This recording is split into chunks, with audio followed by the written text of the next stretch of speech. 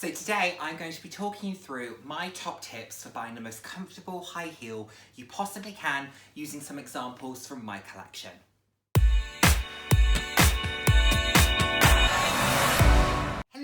Hello, and the warmest of welcomes to today's video. For those of you who haven't seen my face before, hi, I'm Nick, glad to have you here. Those of you who have seen my face before, thank you so much for joining me again. I hope you enjoy my videos.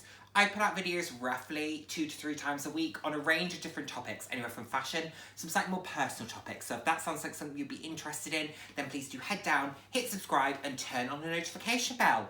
I love chatting with you all. I'm all about living life loud, and what that means to me is being your authentic self, being proud to be you, and just celebrating who you are. Celebrating yourself and celebrating others. So, what are we going to talk about today? I have had a number of you ask in the past kind of couple of weeks or months how I choose my high heels, how I walk in them, how do I do it essentially. And I'm going to be really upfront. There is no quick and fast rule as to how to make it work for you. Everyone's feet are different, what everyone likes to wear is different. So therefore, I can't say because something works for me, it will work for you. And I can't sit here and pretend that every shoe I own is a 10 out of 10 comfort. I don't think I own one that's even near that. So there is that to take into consideration. But I do it, I do wear them a lot. And I do have a few tips as to how to make them as comfortable as they can be, but more so from the view of the shoe itself, the structure of the shoe. Because yes, you can buy gel inserts, and I do recommend those. Yes, you can buy heel guards as well, and again, I do recommend those. But really, if you're having to do too much altering to the shoe itself probably just...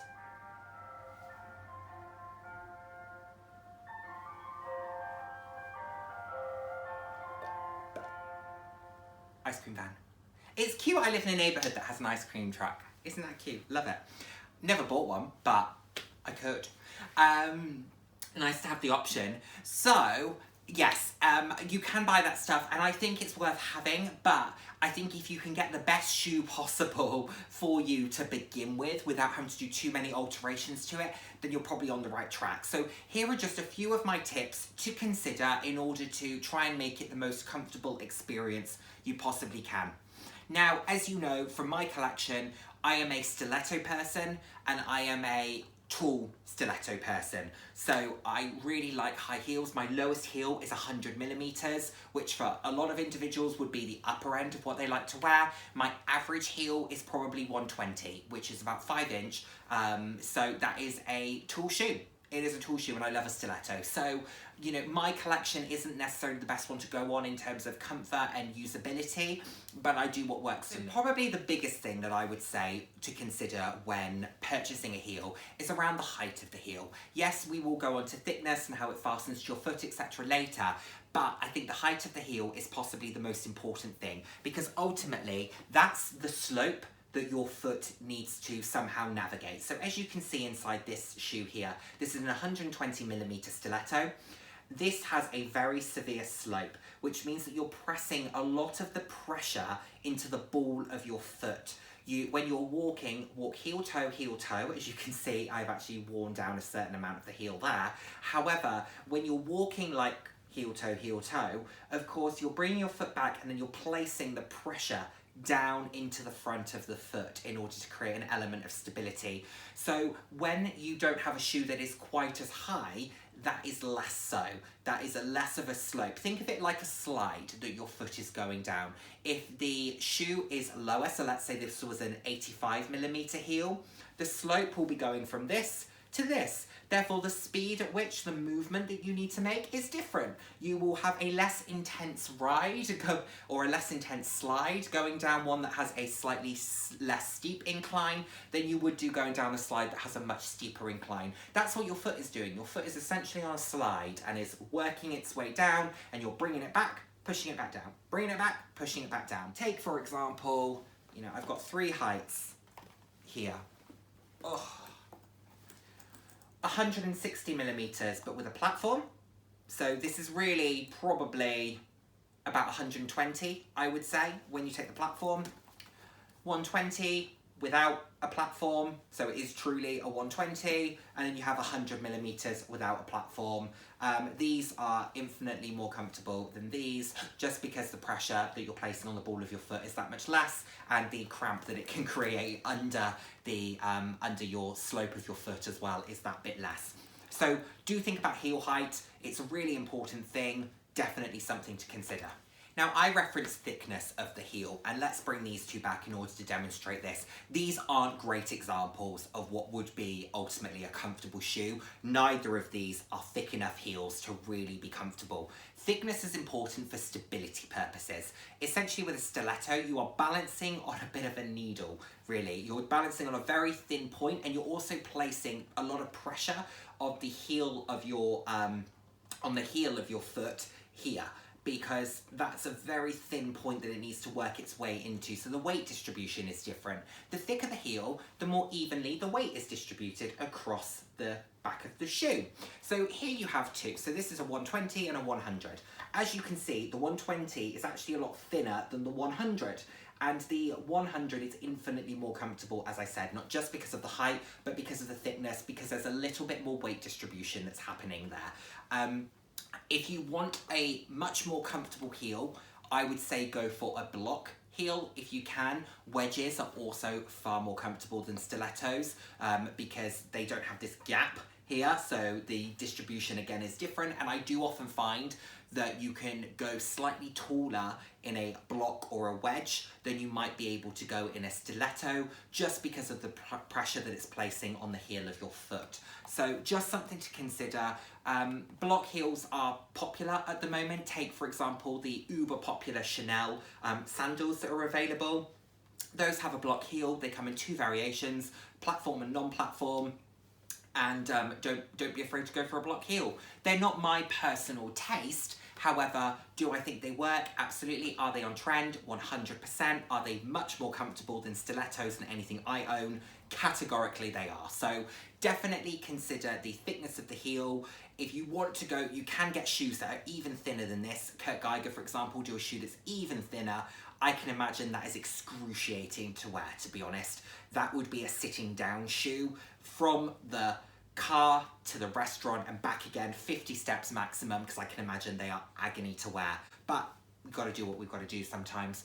Just consider the thickness of the heel. It makes a huge difference. Another thing that's really important is how the shoe fastens to your foot. And I find that to be a big issue, because you don't want to feel like your foot is going to fall out of it. So let's take this as an example. This has the ankle strap here, which goes tightly around your ankle, and therefore what it means is that when you're walking heel toe, your foot doesn't feel like, the back of it doesn't feel like it's lifting. It doesn't feel like it's falling out. You don't feel like you need to grip as extensively inside the toe box, which means that the toes don't cramp in quite the same way. So yes, this has features that are uncomfortable. It's a very thin stiletto, it's a tall stiletto. However, the fact that it has this little bit of added security means that you can walk with additional confidence. However, this is not my preference in terms of a shoe that fastens. If I'm going for a shoe that fastens, my preference is absolutely a boot, particularly if I'm going for an uber tall shoe. I wore this when I was in Manchester a few weeks ago, and I must have been walking in this for a good mile and a half, and then I did the whole burlesque dance class wearing this shoe, took them off afterwards, but I wore them for a good 3 or 4 hours straight. They were comfortable enough, and the reason I could walk in them so extensively, given their height, is that I wasn't worried about falling in them. Yes, they are tall. Yes, you have to worry where you're putting your feet just to make sure you don't slip, but you have to do that in any shoe. You just have to watch where you're going. However, do I feel like my foot is going to fall out of this? No. Where's it going? It's fastened, it's comfortable, it's secure, it doesn't move so much. It moves enough to be comfortable, but it doesn't make me feel like I'm going to slip in any capacity. Very, very comfortable. This is actually a very comfortable shoe. It's got a thicker stiletto, fastened to the foot, nice material, platform, like this a lot. This is a good one. But yes, I would say a shoe that fastens either through ankle straps or through a boot is going to be more comfortable than its derivative or alternative, should I say, that doesn't fasten. It just makes you feel more comfortable when walking. Now let's talk about material, and material can make a huge difference when you're purchasing a stiletto. When you're purchasing any shoe, I think we know that materials, regardless of whether or not it's a heel, a flip-flop, a trainer, it makes a massive difference as to the comfort. So let's take these two as examples. This is the same style of shoe. This is exactly the same shoe in two different materials. This is in this mock snakeskin, but it's a bit more of a fabric and it's a bit more pliable and malleable. This is in a leather look. I don't think it is a leather shoe, but it's in a leather look, and it's a little bit more rigid than this one. This one, infinitely more comfortable. Part of the reason being, it just gives your foot a little bit more breathing space. It still feels comfortable enough that it's not going to fall off. However, I just feel like my foot can move, my foot can breathe, and I just much prefer that than something that feels cemented to my foot. I don't want it to feel like a second skin on my foot. I want to know that I'm wearing a shoe. I want to feel comfortable, it won't fall off, but I don't want it to feel constricting. I don't want to feel compressed by it, and that's really important. These were particularly uncomfortable because I did feel a bit compressed by them, and in all honesty, the most uncomfortable aspect of this shoe, in particular this version, was here, because this is much more rigid than this. This is much more pliable and malleable, as you can see. This, much less so. So this was far more uncomfortable to wear for an extended period of time than this. I wore them for a similar length of time on the evenings that I wore them. I would take these in a heartbeat over these. These were hot because of the colour. These just worked so well. I love these, and I would wear these all night in a heartbeat. Not very comfortable, I will be honest. These are probably a 5. These are probably a 3 or a 2. But do consider the material. Consider something that has a little bit of give in it as well, not to the extent that you feel like it will fall off if it overstretches, but just enough that it molds to your foot. Patent is another one that can be a bit uncomfortable to start with. This is patent, it can be a bit uncomfortable to start with, and then it does start to stretch. So these are quite comfortable because it's somewhat molded to my feet. They were relatively tight to begin with. I just wore them for a little while, and with a material like this, something that you can do is on a low temperature, place it on your foot and then hold a hairdryer a decent amount away, but just enough to kind of blow a little bit of warm air onto it, and do that for a little while, and this will slowly start to mold. So that's something you can do, but be very careful. Do it on a low heat, like I said, and hold the hairdryer away from you. But that is something that you could look to do in order to mold some of the materials, but obviously it depends. So this is how material. Another thing to think about with material is around the sole of the shoe. Soles of shoes are very, very important, and you have to be very conscious that you buy one that feels like it could be comfortable. This is where gel inserts can also come into their own if you don't have a shoe that's got a great sole. But do test it out, and I've got an example of a sole of a shoe that is particularly terrible, okay? And I'm not going to have to even tell you why.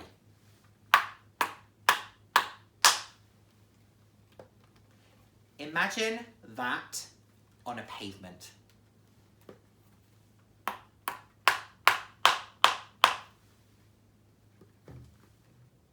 Need I say more?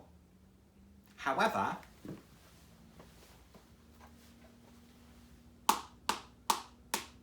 still not perfect, but better.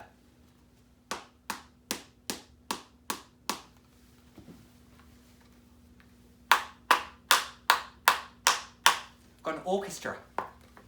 There you go. You can get, obviously, certain materials that will be far softer to walk on than others. If you do have something that's particularly horrific like those, my recommendation, don't wear them.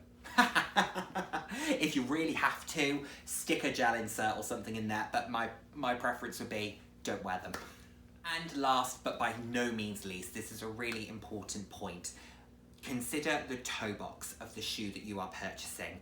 Okay, toe box makes a huge impact because that's ultimately where your toes need to fit. You know, your foot is designed in a certain way, your foot is a certain shape, and by wearing a lot of these shoes, you are asking your foot to mold itself into a specific space. And particularly with high heels, you will often find a pointed toe, and your foot doesn't naturally come to a point like this. Okay, maybe yours does, let me know if it does. Mine certainly doesn't end up in this shape. Only when I cram it into a shoe like this. That isn't the most comfortable thing to do. You can get much more comfortable toe boxes, which will lend itself more to the shape of your foot. So you can get a pointed toe like so. You can get an almond toe, which is probably more along this line, so it still comes to a point, but it's a little bit less severe. Alternatively, you have a rounded toe, and the rounded toe would kind of round out like this.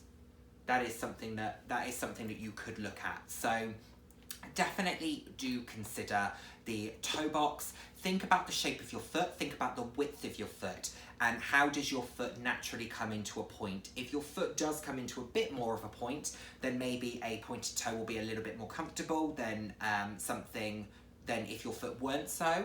However, a rounded toe I always think will be more comfortable than an almond, which in turn will also be more comfortable than a pointed toe. But that's all down to personal preference. From an aesthetic perspective, I really like pointed toes. They are just my thing. However, does that make them very comfortable? Not always.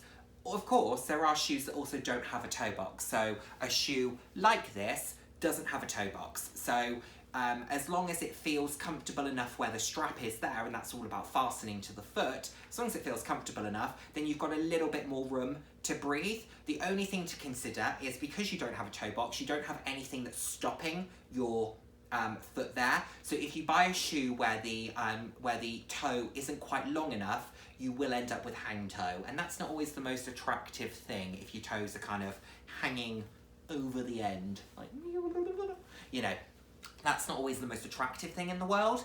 And of course, with the fact that the taller your shoe is, the higher that slope, the more pressure it's placing the slide, remember the slide, that will naturally push your toes over the edge, and it's not the most sophisticated of looks. So if you are going to buy an open toe shoe, try to make sure that it doesn't create hang toe. I forgot one. How could I forget one? This one's really important, and this one's very much my thing. Platform versus non-platform. Platforms are probably a more comfortable option dependent on the height that you're looking to go for. So the good thing at the moment with the way that fashion is working and the styles is you used to buy platforms that were always very, very high. And I have 2-3 pairs of platforms. All of mine are kind of skyscraper, 160 millimeters. That's just how I like a platform to be. I love these shoes, by the way. How hot are those? Oh, dreamy, can't wait to wear them. However, you can buy platforms that are lower heights. You can buy a platform that's an 100 millimeter. So I mentioned the Chanel sandals. I think they're about 100, 110 millimeters, but they have a platform which will be about 10, 15 millimeters. So you're lessening the heel that you're walking on. Take Louboutin. You can buy a Socate, which is an 120 millimeter without a platform. Very high shoe. You can buy a very Privé, which is an 120 millimeter with a concealed platform, which is about 10-15 millimeters. It's an 100 millimeter shoe now, much less intense to walk on. Why are platforms less intense to walk on? Because, take this for example, the platform, as you can see, is concealed here, but it's pretty substantial, and it ends about here. So technically, you are walking on that aspect of the shoe. You're probably walking on about 110, 120 millimeters, which is still a very tall shoe. It's not going to be as comfortable as if you were walking on a shoe that was 85 millimeters, let's say. If you want something that gives you that stature, okay? And I do like the stature. So therefore, I will go for it with one of these. Is this as comfortable as this? No. The boot, far more comfortable. Same heel thickness, same features. This fastens to your foot, just much more comfortable. Also, a little side recommendation as well. It doesn't deserve the same thing, but a little side recommendation. Sizing. I would always recommend going for your natural size or a little bit less, because your shoe will always stretch. So don't go for one that's too big, because immediately your foot will fall out of it and that can create an issue in its own right. I have a pair, as you know, OnlyMakers, too big, can't wear them, my foot will fall out, I'll hurt myself, therefore they're just very pretty ornaments. Or they're great for a photo, but I can't walk in them because, not because they're too tall, not because they're uncomfortable, just because they're too big, and if I were to fall, I would hurt myself, and I don't want to do that. But anyway, platforms. So, this is a 160, this is a 120, you know, yes, there's a big difference between the two, but this is a much more comfortable shoe to walk on than this. Just because the platform also takes a certain amount of the intensity out of every time your foot hits the floor. So when your foot's doing that, a certain amount of that shock is absorbed by the platform before it reaches your foot. Of course, when you've got a shoe like this, your foot is flat on the floor, so your foot is absorbing absolutely everything, whereas the platform's taking some of that for you. I'm sure that's not science, but that's how, as a high heel wearer, I feel. So I'm, you know, going to talk about it like that. So I would always say that a platform is more comfortable if you would like that extra little bit of height, if you'd like to wear a taller shoe, or even if you don't want to wear a taller shoe, but you want to wear something that's comfortable, and they do a platform version of it, a platform will be a little bit more comfortable for you. You can get 100mm shoes with a platform. You can get 85mm shoes with a little platform. It does take a little bit of the shock out of when you're walking on them. And yeah, I personally prefer to wear non-platforms for one specific reason. I find them easier to walk in. I feel like I have more control when my foot is flat on the floor. But that's just me. Stability-wise, I feel more secure, even in a heel this high, when the ball of my foot is flat on the floor. But that is rare to find that. When I speak to people and I say that, they will say, no, I find platforms far, far easier. I think I'm a little bit of an anomaly there. However, that is just my personal experience with them. I find the stability to be easier, and I find this easier to navigate. However, is this more comfortable? Yes, absolutely it is. So, like I said, if you are looking for something that's a little bit more comfortable, there are a few things that you can do.